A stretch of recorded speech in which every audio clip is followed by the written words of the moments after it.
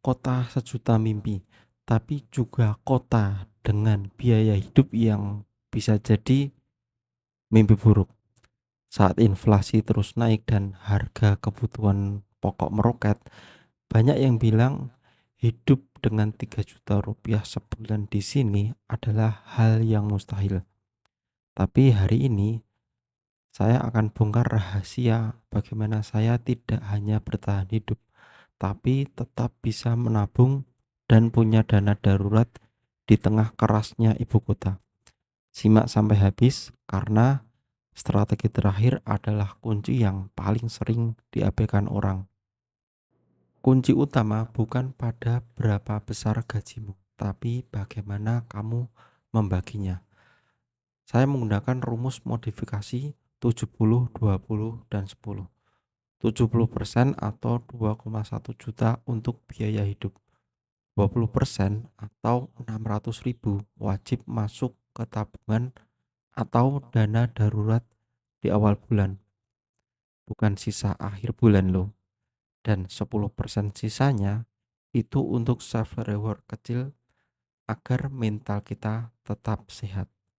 Di tengah tren ekonomi yang tidak menentu, disiplin pada presentasi ini adalah pelindung finansial terkuatmu. Biaya terbesar di Jakarta adalah tempat tinggal. Saya memilih kos di daerah penyangga yang dekat dengan akses Transjakarta atau KRL. Dengan budget 800.000, saya menghemat jutaan rupiah biaya bensin dan parkir. Manfaatkan transportasi publik secara maksimal. Di era kenaikan harga BBM saat ini, setiap rupiah yang kamu hemat dari ongkos transportasi adalah modal untuk masa depanmu. Ingat, gengsi tidak akan membayar tagihanmu. Makan di luar setiap hari adalah cara tercepat menuju kebangkrutan. Saya menerapkan food private.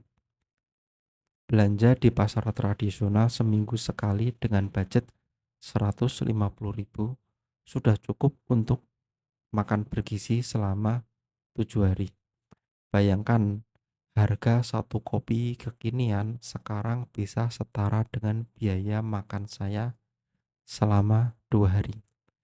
Dengan memasak sendiri, kamu tidak hanya menjaga kesehatan fisik, tapi juga kesehatan saldo rekeningmu dari ancaman inflasi pangan. Tanya, gaji 3 juta mana bisa investasi? Jawabannya investasi mikro. Sekarang banyak platform reksadana yang mengizinkan kita untuk mulai investasi hanya dari Rp10.000. Dana darurat adalah prioritas sebelum investasi berisiko tinggi.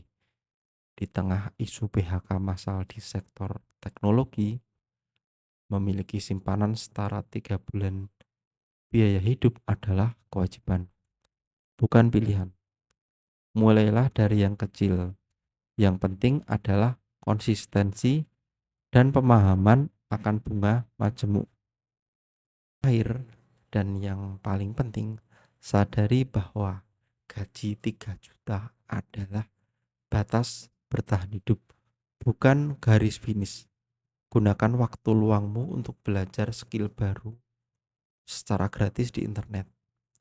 Ekonomi digital membuka peluang freelance yang luas. Tingkatkan market value agar kamu bisa bertahan. Strategi bertahan hidup ini hanyalah jembatan menuju kebebasan finansial yang sesungguhnya.